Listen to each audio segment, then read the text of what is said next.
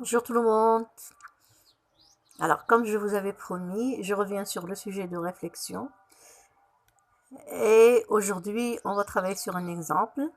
Mais avant, j'aimerais vous rappeler les différentes étapes du sujet de réflexion. Alors, rapidement, la première étape, c'est la lecture du sujet, l'analyse et la lecture du sujet. La deuxième étape, c'est le plan. Donc, on choisit le plan après avoir donné son point de vue. Si on est pour, si on est contre. Dans le plan, bien entendu, on choisit les arguments et on donne des exemples. Troisième étape, on passe à l'introduction. Et je vous rappelle aussi que l'introduction doit comporter 3 parties. Amener le sujet, préciser le sujet et présenter le plan. Après, je passe à la conclusion. 2 parties. Faire une petite synthèse sur ce qui a été dit dans le développement et terminer par une ouverture. Dernière étape, bien entendu, rédaction et de la rédaction avec correction de l'orthographe, correction des idées, etc., etc. Alors aujourd'hui, donc, on va travailler sur un exemple et je prends comme exemple, êtes-vous pour ou contre la télévision? Euh, alors, première étape, il s'agit d'analyser le sujet. Euh,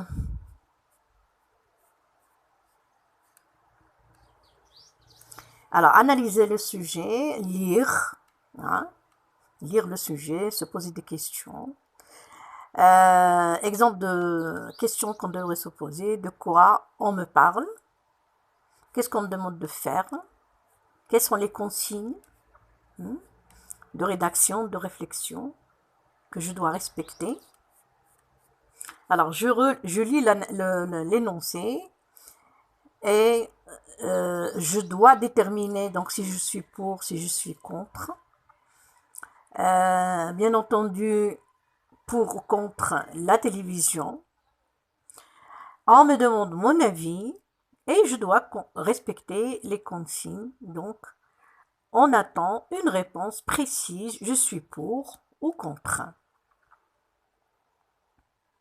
La première chose, bien entendu, c'est choisir sa position. Hein. Et choisir sa position consiste à faire une recherche des idées.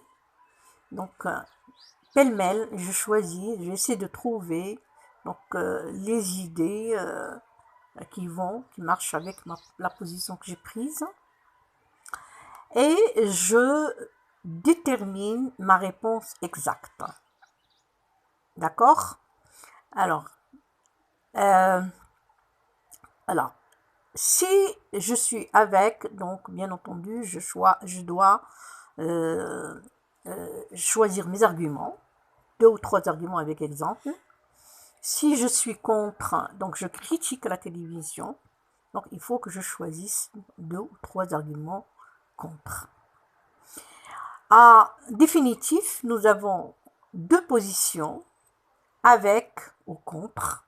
On peut avoir une 3e position, et ceci elle pourrait être mitigée, avec et contre. Donc avec pour certains arguments, certaines raisons, et contre pour d'autres.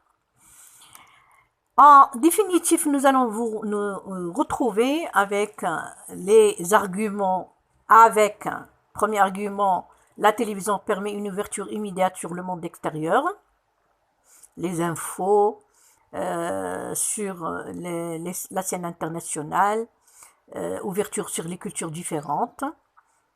On pourrait aussi avancer donc comme argument moyen audiovisuel performant, son, image, qui permettent l'accès clair et facile à certains types de travaux, non rendus par d'autres médias, par exemple les documentaires, les concerts, les spectacles, etc. Un autre argument, c'est un moyen de se détendre passivement lorsqu'on n'a rien à faire, lorsqu'on a envie de rien faire. Pour certaines personnes, la télévision est plus un passe-temps que pour d'autres. etc., etc. Alors, pour la position contre, on peut avancer comme argument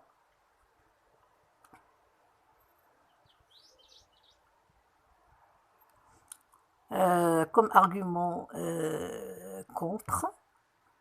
Une minute, s'il vous plaît. Alors, par exemple, la télévision, donc, elle abrutit les gens, elle les rend stupides parce qu'on est tout le temps planté devant la télévision à ne rien faire. On peut aussi avancer comme argument, c'est que on peut vivre sans télévision. Hein. Certaines personnes peuvent très bien se passer de la télévision et préfèrent s'informer autrement à travers la radio, et les journaux, etc. Le troisième argument, la télévision donc, présente des programmes très souvent très loin d'être intéressants, certaines séries, etc. Et pour terminer, donc on pourra donner comme argument les médias qui sont très puissants, ils manipulent les gens. Hein. La télé nous fait passer ce qu'elle veut, quand elle veut, et ça marche le plus souvent. Alors voilà donc pour les arguments. Alors maintenant, donc mon développement donc il est fait.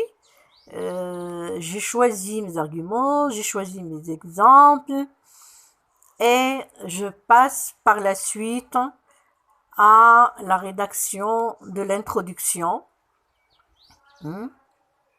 Alors, je peux choisir donc mon introduction. Donc, elle doit comporter 3 parties. La première partie, je vous le rappelle, c'est amener le sujet. Hein. La deuxième, c'est préciser le sujet. La dernière, c'est annoncer mon plan. Alors, comme à titre d'exemple, la télévision est de plus en plus source de polémiques. Il y aura encore longtemps les pros et les anti-TV, et ce, d'autant plus que le petit écran est aujourd'hui ancré dans nos habitudes de vie. Dans le sujet proposé, on me demande mon propre avis sur ce média. Suis-je moi-même pour ou contre? Alors, je m'interroge et aurais plutôt tendance à vous répondre que je trouve celle-ci critiquable. Pourquoi? Qu'ai-je à lui reprocher et n'a-t-elle vraiment que des mauvais côtés? Voilà donc pour l'introduction. Alors après, je pourrais passer à la conclusion, toujours en rapport avec le sujet. Alors, la conclusion, donc 2 parties. Faire une petite synthèse de ce qui a été dit dans l'argumentation et une ouverture sur un sujet ou une autre problématique, mais toujours en rapport avec le sujet. À titre d'exemple, eh bien, je ne sais plus que penser. J'ai commencé par dire que ce média était critiquable et ses programmes intéressants. Plus loin, et à contrario, j'ai jugé que certains programmes étaient bons, d'autres uniques. J'ai vu également que la télévision pouvait répondre à des besoins de divertissement et d'information, plus ou moins ponctuels en fonction des attentes de chacun, et y compris des miennes. Et je ne peux donc pas être à 100% anti-TV.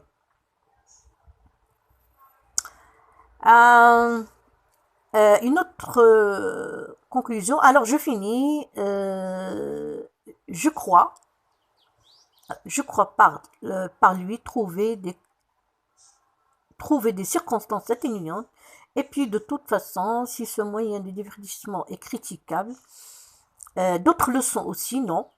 Il ne m'est pas, par exemple, pas plus légitime de passer des heures devant une console de jeu que des heures devant la télévision.